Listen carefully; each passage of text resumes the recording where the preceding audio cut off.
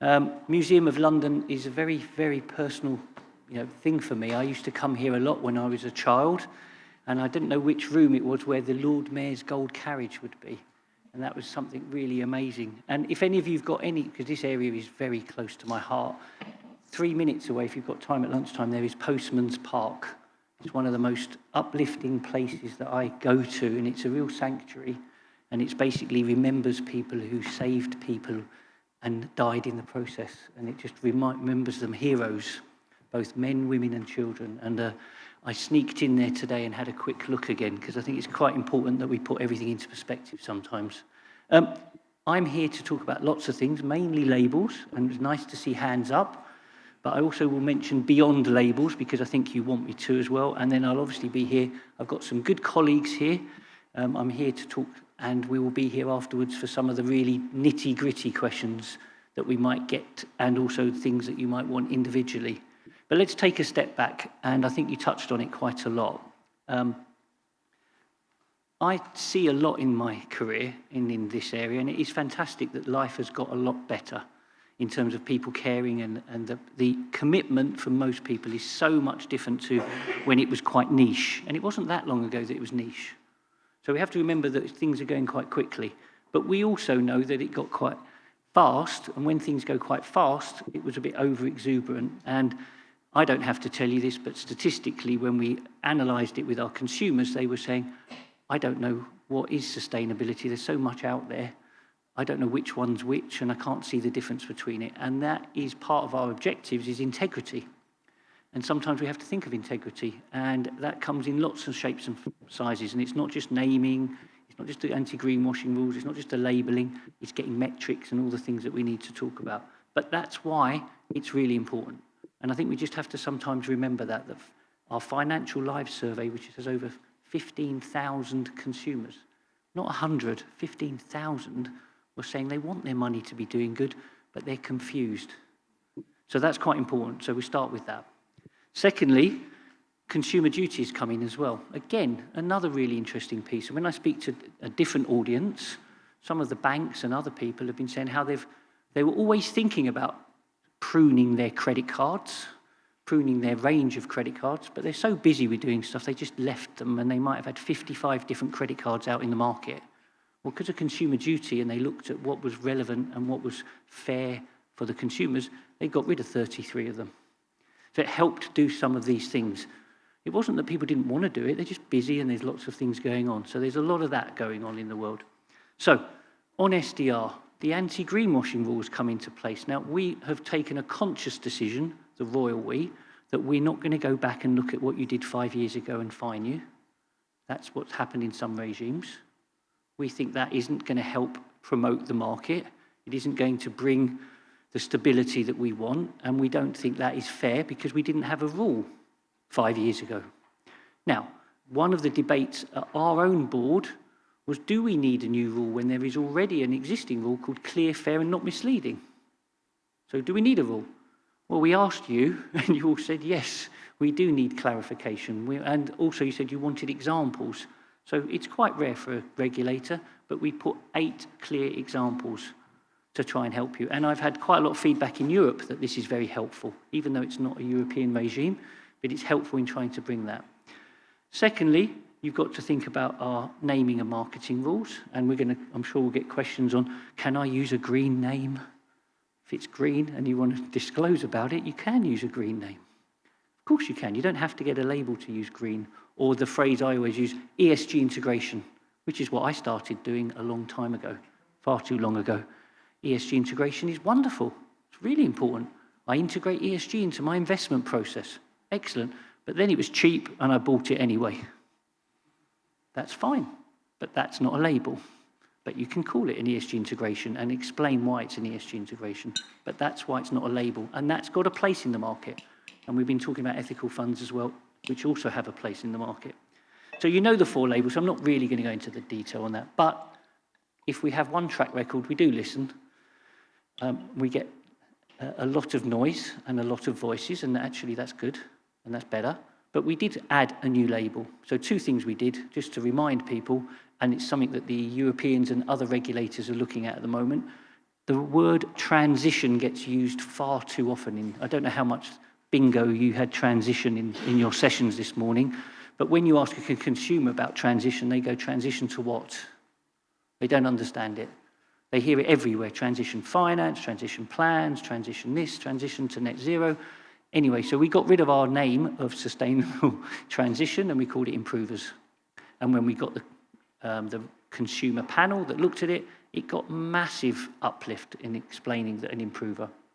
Secondly, and lastly, there is definitely, but my fund is more mixed.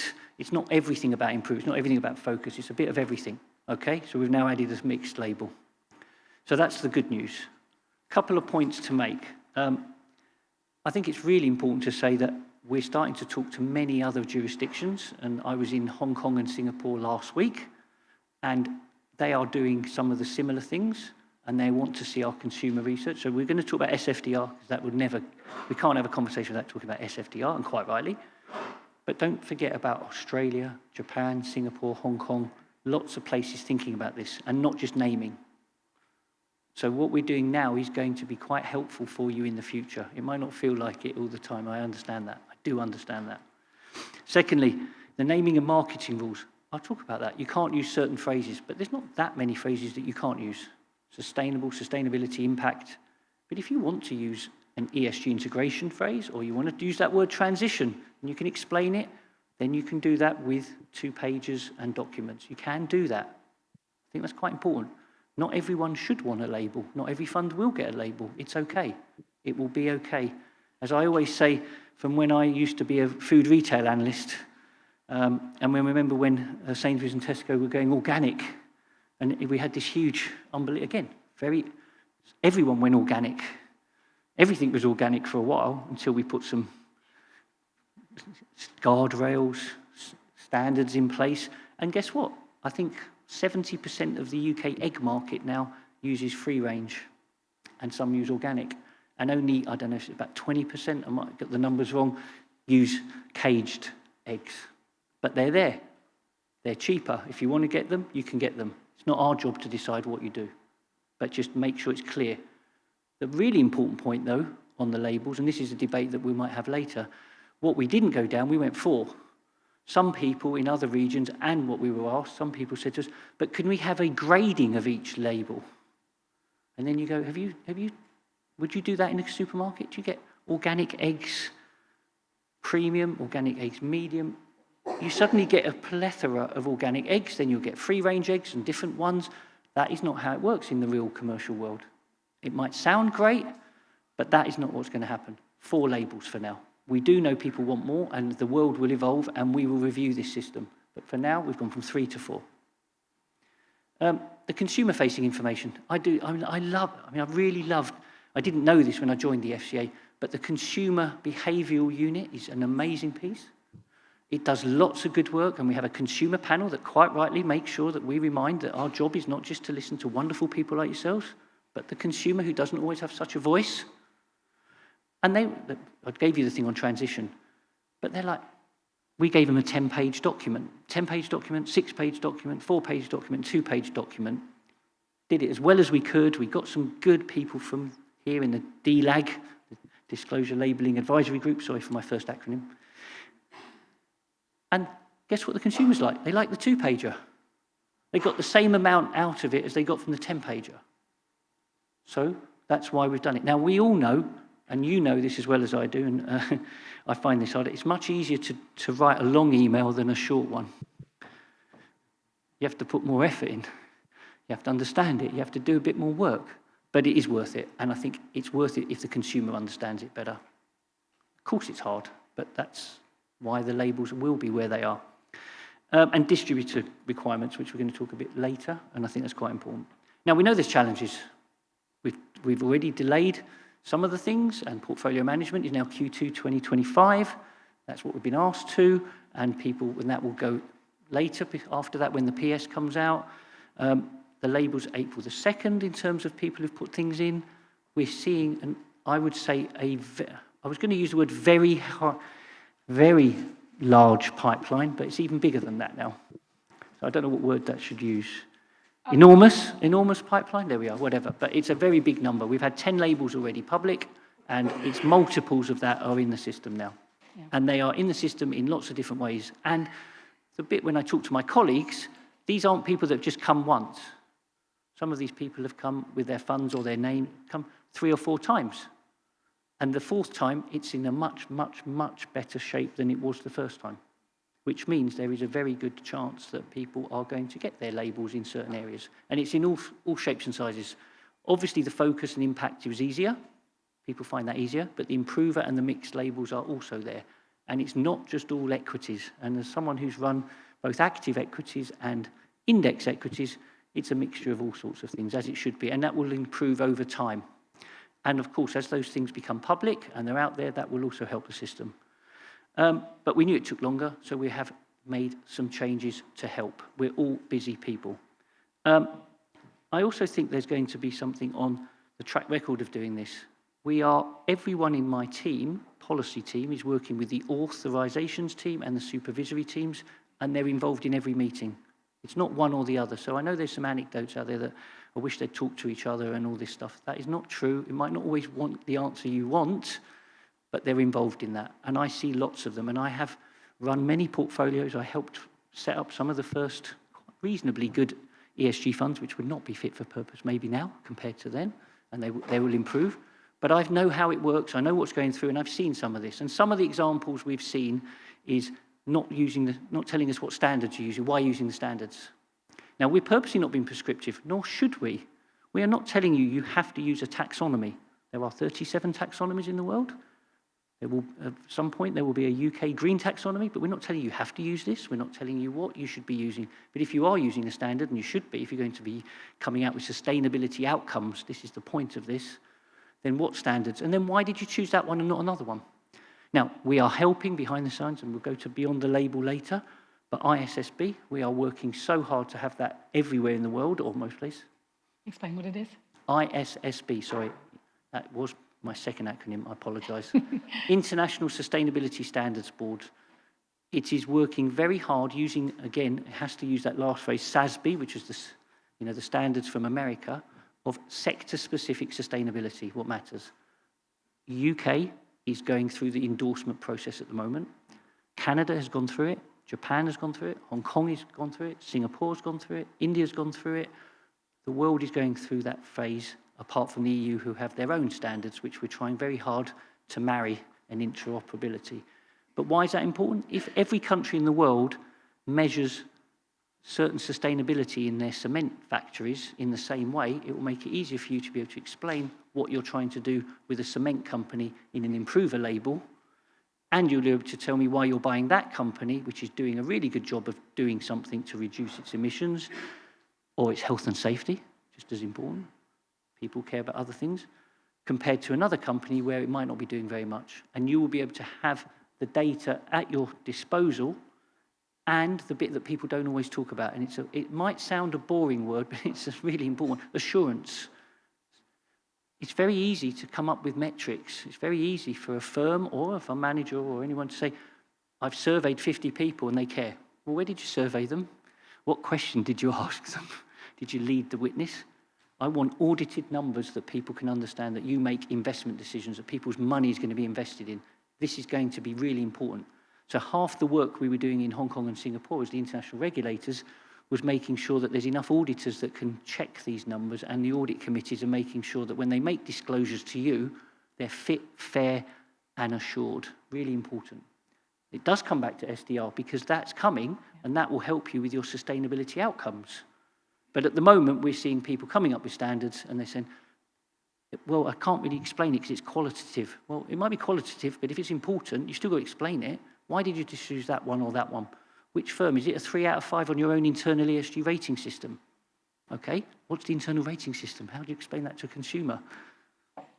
What's in it? Oh, but it's 55 metrics. I can't explain them all in the 2 pages. Well, give some examples why you would get a 1 out of 5, because otherwise it won't get a label. Internal ESG rating systems are fantastic, but they've got to be something that people can understand. What is the outcome? What does a 3 out of 5 mean? So I think that's one thing. Secondly, on impact, what is the impact of your decisions?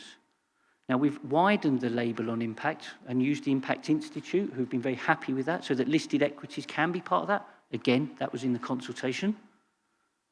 But you have to explain what impact you're doing. What are you going to do on the stewardship side? How are you going to do something? If you're buying something, are you going to, if it doesn't do what you say it's going to do, are you going to change it? Now, we've seen some good impact labels starting to come through. But it's important. We didn't just want impact to come out in social housing, in real assets. We wanted stuff in listed equities, but you have to be more specific. That's a phrase we use. I've seen many of the applications. Some have been great, some have been close, and some haven't answered 3 of the 5 questions. And you know, when you're sitting there as an examiner, and you're really upset when you have to put a 0, it's a shame. But the good news is, they're now coming back without zeros.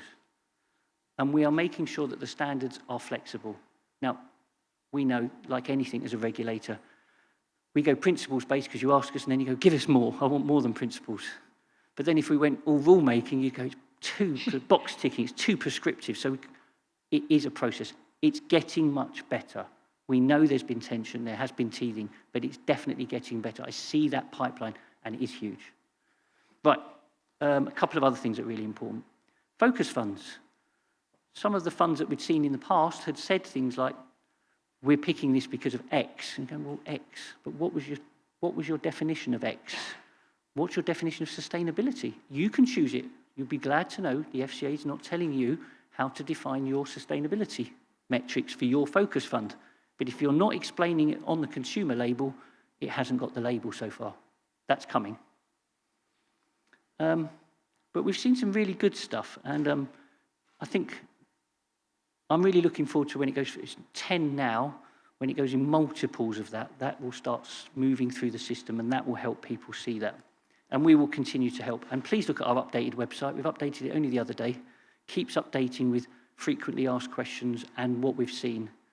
But we have to be careful. We're not trying, we can't say this fund has done well because they are commercial. You're all commercial. And second, you may have done consumer testing, which is not our job to preempt that and to help that. You have to do some of that yourself. And that's where Julia and wonderful people like that come in. We're still doing lots of work in these areas. The team is doing lots of more engagements. We're hoping for more guidance from people like the IA and UK SIF, and I think that's going to be quite helpful. But it is all part of a larger ecosystem. So a couple of points on beyond label, if you don't mind. Please. The good news is, you did say alphabet soup, and you're right. But the alphabet soup is merging. So let me give you some examples. The UK was one of the first to say TCFD reporting. You would have to disclose that, and it would become mandatory for large companies, and then eventually it was large asset managers, and then smaller asset managers and asset owners. TCFD, and then I remember meeting a chairman recently who said, oh, I have to do TCFD, and then I have to do ISSB. No, TCFD is merged into ISSB. And as I've mentioned, ISSB is going to be, apart from the EU, the global standard on international sustainability everywhere. Every company will be looking at reporting on this. The Big Four auditors are ramping up their audit and assurance business so that they can help. I'm also hoping it won't just be Big Four auditors, no offence to lovely Big Four auditors. I want some innovative sustainability companies out here who can help promote and understand and measure some of the wonderful things that are going on in the world. So ISSB is taking that. The second part was transition plans. This is really exciting, actually, and it all links into the improver label, so it's okay. It all comes back to labels in one sense.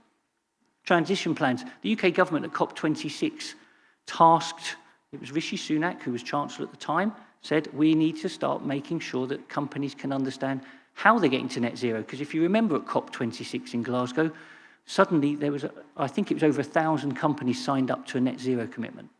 Again, just to repeat this, voluntarily. This didn't come from any regulator or any government. This came from the industry, from you, asset managers maybe pushing, or from their consumers, their investors, but they all signed up to a net zero 2050 commitment. And GFAN's, the Glasgow Financial Alliance of Net Zero, has definitely helped on that. But it's like, okay, now you've signed up to it, what does that mean? Thank you. 2050 was quite a long time away. It's getting shorter, sadly. Already in October already, I can't believe it. But what are you doing? How are you doing it? What's your plan?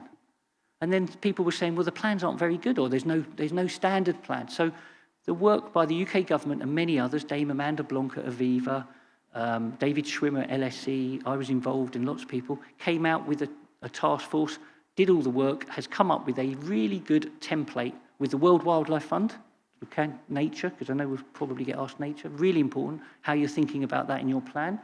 That has been done. The TPT finished its work, did some good sector work, and now what's happened? It's now merged into ISSB, another part. And part of ISSB, when a company like Vodafone or Tesco has to report, soon it was saying, if you've done a transition plan, why don't you do it like this? And we as a regulator at some point soon, when we get all this, will say, we expect you to provide the information as a listed company in a format like the transition plan task force. Other countries are looking at it. So we're going to get information that will help you. So when there's someone that wants to do a Paris-aligned fund, there might be more information assured, giving you detail that you can do, and a consumer can feel comfortable that it's been planned and it's got a certain standard. So that's there. But merging together, that's a phrase you don't always hear. Last one, ESG ratings, really important part. This is the one where I've not been a regulator for very long, 3 years now, but my colleagues tell me, normally you do a consultation and you ask the industry, do you want something? You get a mixed reaction. Universally, ESG ratings should be regulated and have a code of conduct. So we couldn't wait for regulation, so we set up an ESG ratings code of conduct, again, using the industry. That code of conduct's been going nearly a year, not yet. It's not a UK one. We purposely used the word international. We used ICMA, the International Capital Markets Association, to host it. Hong Kong has just published its code of conduct, 99.9% the same as the international one. Singapore, 95% similar. Japan, 93% similar. Trying everywhere, because ESG ratings are important. They're part of the ecosystem. You use them, some use it, some rate funds on this, some indices, some active funds. We need to make sure they're part of regulation, but not doing it individually, not having gold standards just in the UK or things like that. So I think that's quite important. So there is a lot out there, but they are trying to converge. My ask of you is you try and help that process. When I speak to the chairman of large companies or CFOs, I say to them, what's your reporting burden? They said, well, there's the European and ISSB, there's two standards. It's really difficult. And I said, well, we're pushing very hard at securities regulators level, but you as CFOs should be pushing to try and get interoperability. And you as asset managers, if you think ISSB is the standard, and that's what a lot of you are involved in the investor advisory group of that place, you need to push hard to make sure that happens. Because it's not just going to happen without that. There has to be a lot of work behind the scenes to get some of these things to converge or to talk to each other, and interoperability. But is it worth it? Definitely, because if we get this sorted now, we will have single standards, which we never thought we'd have when there were 17 standards only a few years ago. All competing, saying mine's better than yours. And ISSB and the last acronym, GRI, the Global Reporting Initiative, they're merging together to cooperate so that you can use ISSB and GRI together and know how to do it. They're starting to work together. That never used to happen in this industry. We all just competed and cared passionately and said that we were better than each other. So I hope that helps on international collaboration and impact. Couple of last points, and then obviously we'll talk about things.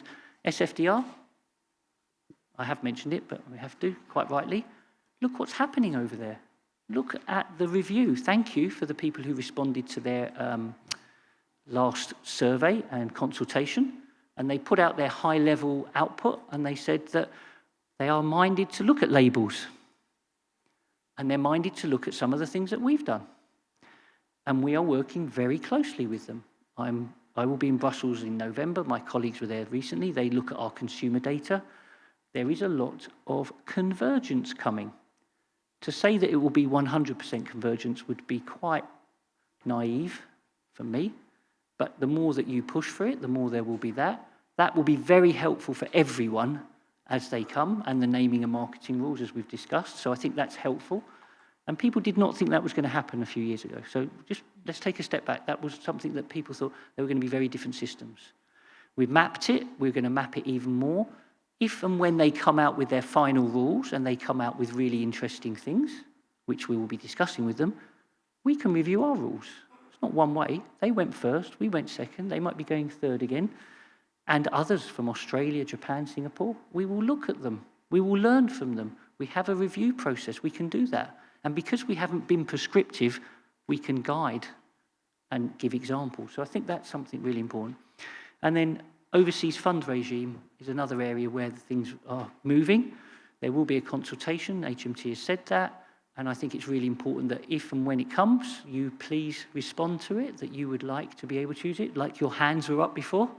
If that's what you want, then there will be your opportunity to respond to that, not me. That's your job, and I hope that you will. So we know there's been teething problems.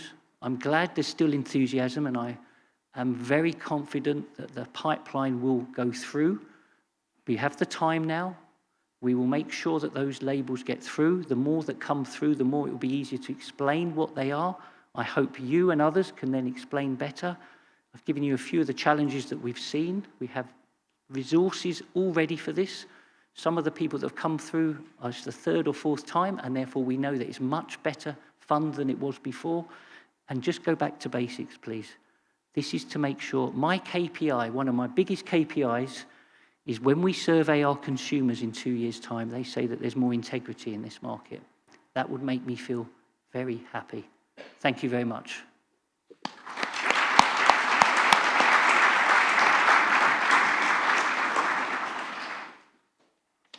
Thank you, Sacha. That was fab.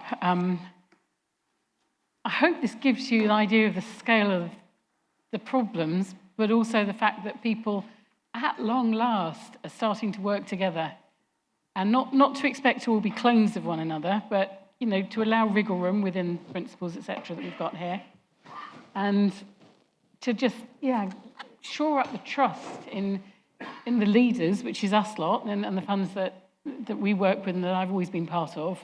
If we can shore up the trust in the leaders and get all the information going across the board, we can start to really build something, and we can take off at the kind of speed that we need to take off at if we're actually going to get to net zero and stop all the biodiversity loss and deal with human rights issues and all the really big stuff. And other bits obviously are important too, but to different people. So I'm hoping that we've got mics both sides of the room now, hopefully. We're going to open for questions. Sacha, you've covered a lot of the questions that I was going to ask, but yeah, no, so all good. And I know there's quite a few people gave me post-it notes from our technical system. I said I didn't want any more technology. It says you can take these home with you if you like. I'm going to struggle to read some of this writing, but we've got a question. Can I ask people ready to ask questions yourselves to save me dealing with your handwriting? Or there you go, at the front here.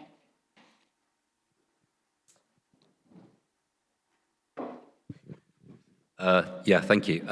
Richard Essex from Fairstone Financial Management. Slightly left field question here, but we were a smaller IFA firm. We were taken over by Fairstone, or a big national partnership firm, I'm sure you're aware. Congratulations. Yeah, there's been a lot of communication, well, there's been some communication coming down about the SDR requirements. There's been very little about promoting more advising in this area. And I wonder, how serious the FCA are about, promoting. What I'm saying is encouraging more advisors to get out there and talk about this stuff. Okay, I'll start, and I have a very good person next to me who can help, and not just because you're hosting this. Look, I've been in this industry a very long time, and I know that putting out a piece of paper and telling people to do something does not start making things happen around the world. So we have to think of the ecosystem. So why did I talk about, I'm going to answer your question, ISSB, ESG ratings, auditor's assurance, as well as labels and naming. Really important stuff, because the system won't work if everyone doesn't do their bit. Asset owners have to do their bit as well. Part of that is the IFA network. Now, already, it's been going for quite a while. We had an advisors sustainability group. Daniel Godfrey chairs it, and who is the right-hand lady doing a lot of the work, who knows everything about this, is Julia here. Why are we doing that work? So that we can then help give you some information that can be useful, because absolutely, you're at the front line, you personally, your new firm, in the front line, advising Mrs. Smith in Shrewsbury, who wants to buy a sustainability fund for her grandchild, who's not bought it because she didn't believe that the sustainability credentials were right, or she didn't know which one to buy because every single one said the word sustainability or ESG or whatever it was. So that is on its way. I won't say what date that is coming, that advice and that guidance, but I will ask Julie if she wants to answer that. But it's already been going for over 6 months, so we have not waited. We've not just left it to just asset managers and platforms. We are looking at the IFA market. It is really important, and we want to give good advice. But we've asked the industry to do that rather than just nice old FCA just give you a 7-page document that you must read before you go out and talk to people. Because I think the industry is better at solving those problems than ourselves sometimes. Julia. Thank you. That's right, I'm mic'd up. Richard, I don't know if you saw my slide earlier talking through the objectives and the 4 working groups that we've got on it. It's very much work in progress. I've been flagging it in my newsletters and sending links to people about the questionnaires that we've got on the PIMFA site. Please, you are exactly the kind of person that needs to be responding to those questionnaires, right? Because certainly one of them's quite granular. My one's very general. It's like, tell us what you think about, and one bit's sustainability, and then and regulation.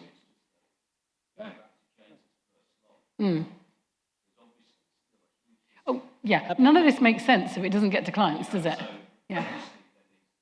Yeah. So, I mean, look, we're working on it, and it's going to take time. And obviously, with the SDR labelling stuff, I want a bit more clarity around that before we go live on it, personally. Daniel may decide otherwise. Can I just say, that's why we're leaning in to try and help solve that problem. Not just saying, well, you should know now, you've got a label, that should be easy. No, it's not easy. That still doesn't understand people's beliefs. I know we hear a lot today about ethical as well, very important. But understanding it, making sure IFAs understand the difference between ethical and ESG is really important. They're both very important, but there is a lot of mistakes out there. So I think it's important. But I'm looking forward to that working group. And then if they give us recommendations, I'm sure they will, we'll make sure that we do what we have to do from those recommendations. Yeah, thank you. I hope that answers your question, but it's on the agenda. And it was there at COP26. You've probably seen me show the slides before with the circle around it saying guidance for advisors. It's always been there. It's just stuff had to be done in order. Sorry, was there... Oh, just here, George. I just wanted to ask a question about passporting, whether there was going to be any element of passporting for funds that are Article 9. They've probably got the Pebble Fin label, for example, whether that was something you were looking at and what the timeline might be for that? Yeah, there's certain things that are in our remit, and there's other things that are in the HM Treasury's remit. Passporting and overseas fund regulation is inside HM Treasury. They have already announced that they are minded to consult on this for exactly that reason. We are waiting to see when they do that. But that consultation, as they said, it's not one of these consultations where we're rewriting the whole rule book. So it will be quite a quick and easy, do you want this, and what kind of disclosures would you want if you allowed overseas funds to be able to use a label? So I think it wouldn't take long once that consultation. And my hope is that a lot of people in this room who've put their hand up will then respond to that to give Treasury the answer that they need so that they can do that. Yeah, please do. And my experience with these consultations is you guys don't mind if people don't answer every question. Just answer what you're happy with. Absolutely. And I mean, this isn't just for that, for any consultation. I know this sounds really strange, but sometimes one trade body response does not equal the same as 15 individual responses on the same thing. And a lot of people are quite concerned about that, but that's something I've learned over the years. Just say what you know about. Right. Sorry, next question. Maybe Seb, Hannah, yeah. Hello, thank you. So you mentioned TCFD, and you've also mentioned greenwashing. I've read lots of TCFD disclosures where something says in the disclosure, a hothouse world scenario, which then is defined as plus 3.8 degrees C, will result in negative portfolio returns of about 0.1% a year. That, to me, is scientifically illiterate, and the Institute and Faculty of Actuaries have published several risk warnings on that effect. Are you going to let TCFD disclosures get away with that again next time? So the first answer is we've been very good at saying we're giving people a bit of help on the first year on the mandatory, and some of the smaller companies have done it only for a year. Our enforcement and our supervisory teams have been looking and have made a report only last, I think it was 6 months ago, and they'll be looking again this year, and including, the great thing about being at the FCA is not an organisation where you just have to do things on the outside. There is supervisory powers, and we've brought people in already to tell them that we're not happy with their reporting, and can you please make sure by next year we'll be watching it again. Because it's new, we're very conscious, though, of something that's forward-looking, to not try and disrupt the market too much from compared to a backward-looking statement. But obviously, and when you talk to someone like Dame Amanda Blanc at Aviva, she said Aviva's first TCFD statement is not half as good as the one now. So we understand they're going to get better. But for ones that aren't, the answer is we review them, we get them in the room, and we will not just discuss it, we'll make sure things get better. So yes, and we will evolve as ISSB comes into place because of that. The one area that we put in our report, very important, the risk pillar. There's 4 pillars. I won't go through any of the detail now. The risk pillar was the one we found the weakest answers for most corporates, the risk pillar. That won't surprise Seb, I don't think. Hannah, gentleman right next to you there on the front. Yeah. Steve? Yeah, good to hear the alphabet suits consolidating a little bit. But you mentioned just TCFD there. Given that insights, are you, with your review, going to publish something like what good practice looks like, or just because it's so new and what have you? And just a follow-up question regarding, you mentioned listed companies, but transition plans and what have you. You've mentioned the TPT guidance, etc. What about for asset managers and that space around as part of TCFD? Is that going to be mandatory, or what are your plans there? Okay, so on the first one, TCFD, yes, we've put that report out, and we'll do it again at the end of the year, where we show good practice and examples of poor practice. That's just as important as you can imagine. And the risk pillar was one of those areas, so definitely. As TCFD, as it has now, goes in towards ISSB, and I hope, but it's not for me to decide, if the UK Technical Advisory Group endorses ISSB, we've already said as soon as that happens, if that happens, we will start pushing UK companies to start adopting ISSB, just like Canada, Hong Kong, Singapore, Japan, India, other places. That will link into that area, which will help. And then your second question was on asset managers and transition plans. The Transition Plan Task Force had asset managers on its steer group. It has come up with a sector-specific transition plan for asset managers and asset owners, and I can assure you they will be inside that tent at a reasonable time. Just like we've done before, there'll be time to tell people in advance. There's already a template and a document already there for asset managers, and they will do it at a certain stage. It may be larger companies first, like we did with TCFD, and smaller, different, but asset managers will absolutely be inside that. And why shouldn't they be if they're doing transition plans and they've joined up to Net Zero Asset Owners Alliance? Why would they not disclose how they're going to get there? Thank you. And Alexander?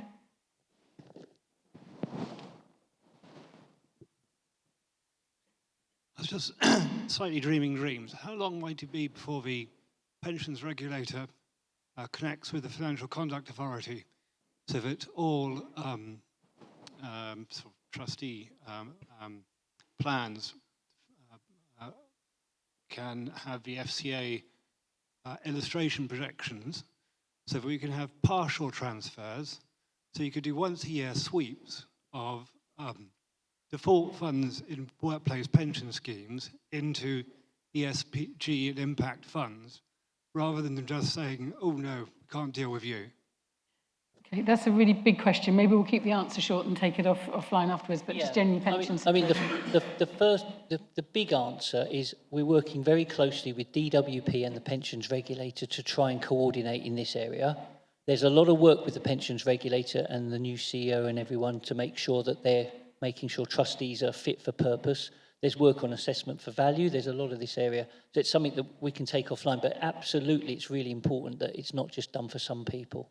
And at some point, I think labels would be great if they're involved with pensions, but that's for later on, and it's not for our remit.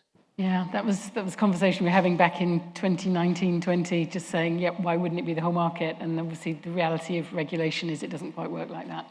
But it was Mark Manning and I were having that conversation like 5 years ago. Seb, please. Hi, it's Seb Bilo from Web Asset Management. I wondered whether you could say anything about the supervisory regime for SDR. Is that going to be just wrapped up into the kind of standard kind of supervision, or is there anything specific about it or special? No, I think I've got wonderful supervisors. I think one of them is here today. It is part of the job. They have a very large job to do, and of course, just the same as a CEO of an asset manager would say, this is really important, but I have other important things as well. So I think it's going to be rowed in. But of course, at the beginning of a regime, we've got many tools, including people telling us where they think that labels are not fit for purpose in the future. So that might make us look at certain areas and to bring companies in to explain why they think their labels are fit for purpose in the future. But it will just be part of the normal supervisory policy. We will review SDR as we should do, and we have done with other regimes, to make sure that it's fit for purpose. And of course, this market, as we've just talked about, I won't use any more acronyms, but it's moving fast. But if a regime in another part of the world comes up with something really good and people say that that should be involved in it, we will integrate our SDA and make it better SDR. But I think we've proved this already. We would not go backward looking like some regulators and say, you should have known that, or you haven't done that, and therefore we will penalise you. And supervisory tools are important because sometimes it's really good to be able to explain to a fund, could you do something about this, rather than a large public announcement that causes a lot of angst and then everyone's scrabbling around. So there are many tools that the supervisors use, but I would say it's part of the job. And at that there, I'm mindful that, yeah, there you go. Damien then. You've asked, I was trying to go to someone else, Damien, because you've already asked one, but let's go have one for Sacha as well. Please do. Yeah, thank you so much. I mean, fantastic news. The labels coming through, we think is really going to help raise the bar. So I work for AQ Investors, so we're more on the PMS that we're looking forward to be published in Q2 next year. But one of the questions I have, which I think we're still the industry a bit unclear on, is you're getting fantastic funds, trying to get the label on the active side, and I think the UK is probably one of the best across the globe when it comes to sustainable funds. But when it comes to passive sustainable funds or passive ESG funds, there's very little with UK onshore funds. Most of the innovation has happened offshore in Luxembourg or in Ireland. So obviously for PMS, for model portfolios, we'll use self-labeling for these offshore funds. That's what has been suggested, so obviously to be confirmed. And how do we self-label passive funds, or ambitious, let's call it this, ambitious passive funds, if not a single got a label, not a single UK onshore fund get a label, especially with the view that you as the FCA really push for having diversity for investors and pushing for fees to be low. So yeah, that's my question. Sorry, a bit long. Okay, I'll take it the way I should do. The first thing is I've been an active fund manager and I've been an index fund manager. I was never a passive fund manager. So just to clarify that, and I hope most people wouldn't call me passive. Anyway, but I think it's important. There are UK index fund managers, but that's not the question. We are making sure. So if you look on our website, even all the work we did, we really, really, really wanted to make sure that we were not steering people in our regime to allocate capital one way or another. It shouldn't be our job. And by the way, it's not. This is a too long. If someone wants to only pay a few basis points for a fund, then that's their choice, and we shouldn't be saying there's only one way to do it. So we've been very clear to make this agnostic. So much so that on our website there's ways and explanations of how index funds can get a label. Now, that work, we're talking to our colleagues in Europe. We've just talked about the overseas fund regime that hopefully will have a consultation and go through, so those European index funds can do it. But absolutely, we see people looking at index funds now for a label. We do see that. and there's not just index equity, there's index bonds as well, so let's not forget that. But we are absolutely making sure that index funds have it. And we were told, the policy statement was a little bit opaque on index funds. So what did we do? It wasn't, I didn't think, but hey, listen, you listen to what people say, and my colleagues have updated our website. So if you look on our website, it will show you how an index fund can get a label, even with an example. So it is moving that way, but of course, the European colleagues need the overseas fund regime, but that is something that's not in our control, but we're not only working closely, we've already had confidence that there will be a consultation on that soon. And SFDR is moving, and they can see what we've done, and they're looking how they can bring in index funds as well, but that's for them, not for us. I hope that answers it. So what I was hearing originally is that passives were index funds, sorry, apologies, were saying, this isn't for us. And the answer to that was, it is, you're just not doing enough right yet. You actually got to pull your socks up. So I think the penny's dropped on that one, and I need to check, we were asked the question earlier. I think last I saw on Fund Eco Market, we've got 73 funds that said they were going for labels. So there certainly is that rich universe, and not everyone is going to give us information probably, because maybe they're not retail or whatever. So, this is coming, and it will be across the board. There's no reason why any type of fund, if you're a retail fund for clients, you sure as anything ought to know how to make your fund sustainable if you want to, and if so, go through the process. I think we are kind of on time, but I'm just mindful there might be one more question, or maybe two questions, but can we take the questions together? And I think, is that Paris at the back with the question? So can we just run through, hearing the questions, let Sacha answer what he's happy with, and then we'll call it quits and go get some lunch. Hi, thanks, Sacha. It's Helene from Premier Miton here. One of the areas that I think the market has really struggled with was the requirement to reference a robust standard. Very interested the fact that you've just mentioned there's 37 taxonomies. I was wondering whether you could talk a little bit more, very briefly, obviously, about that, and also how many of those are actually for the social, environmental side rather than just, the social side rather than the environmental side. Thank you. Yeah, can we take the next question, please? Hi, Sacha. I understand why the FCA decided not to be too prescriptive in the fund labelling initially, but what we've heard today from the fund managers is the back and forth. You said yourself that there's been sort of 4 applications, and you also said that you're engaging and learning from this process. Does that mean that you might provide more clarity on applications on why they're not getting a label going forward? Or is it still, you're just not answering the questions, right? I'll do those two, because once we get to 3, I'll forget. Yep. Sorry. Taxonomies. Look, most of those taxonomies are more green. In fact, I had a presentation in Singapore from the Asian taxonomy, which is linking 7 countries. It's not our job to tell you which one to use. If you want to use one of those, if you have an Asian emerging market equity fund, I'm sure that the Asian taxonomy would be a really good place to look. But what I'm trying to say is, if you're going to use it, explain why you chose the Asian green taxonomy. I absolutely do not want to be in the place where we tell you what fund management should do in terms of metrics and standards. There will be a fund out there that I have not heard of yet, I cannot wait, that will be doing stuff on diversity or in human rights, and it will have to come up with some metrics that are important for that fund. I haven't thought of that, and if you waited for me to put the dictionary together, it would be out of date within a day. We just need to be clear that you explain that in a way and said, why did you not use the Japanese taxonomy when it's a fund that's got 70% in Japan? That's for you to explain that. You might say the Asian one is better because it has other things in it, but I think it's really important that we keep standards to that. Of course, as ISSB comes in, there will be a discussion at some point again.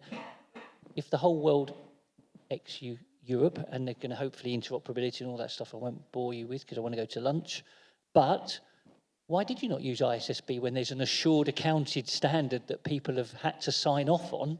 Why did you think my internal rating system was better? But that's not for now because it hasn't happened yet and we haven't endorsed that. So I hope that answers it.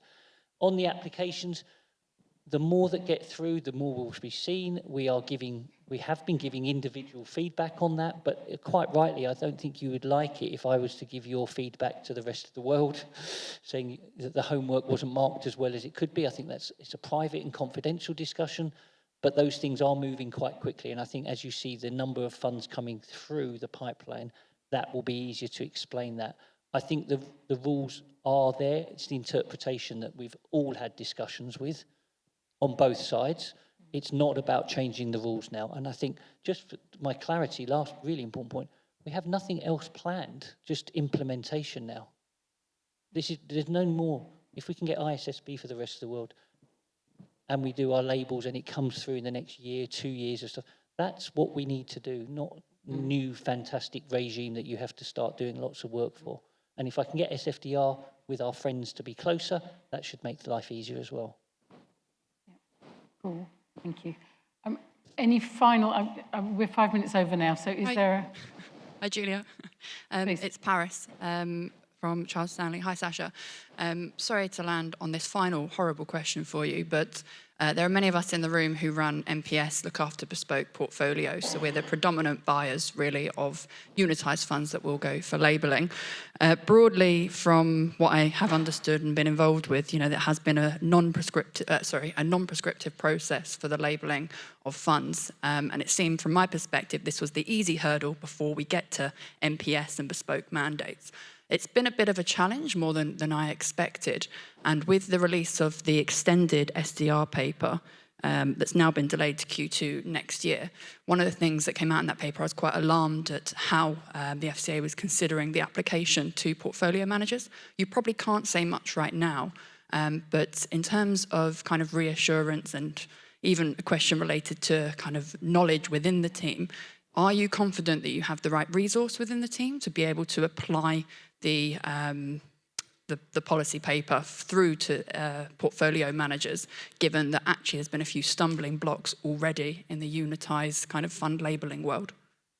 I think, one, I'll take that at lunch, because I think I can see some hungry faces, but I will answer it. But the one thing I will say, when we do a consultation, I think we've got quite a good track record of listening to the responses that we've got, and we have the expertise to do that. We have heard some very good responses on the portfolio management side of that.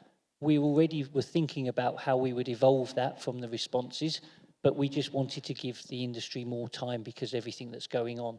But I think you'll see that we will change things like we have done if we think that is the right thing to do, with evidence. That's the one thing I always ask people, please don't just come with it, come with some evidence, because if we're going to change rules, we need that. But we'll take that offline. Yeah, and I think I commented earlier on the need for upskilling both sides of the fence, right? So compliance people, whether you work for the FCA or an asset manager or an IFA firm, most people in that area need to upskill on what sustainability means for investment. As I said earlier, read donut economics, just get people to understand the basics. That's the kind of thing we need to do. But with that, I'm going to close and say thank you very much. We've overrun a little bit, but please thank Sacha.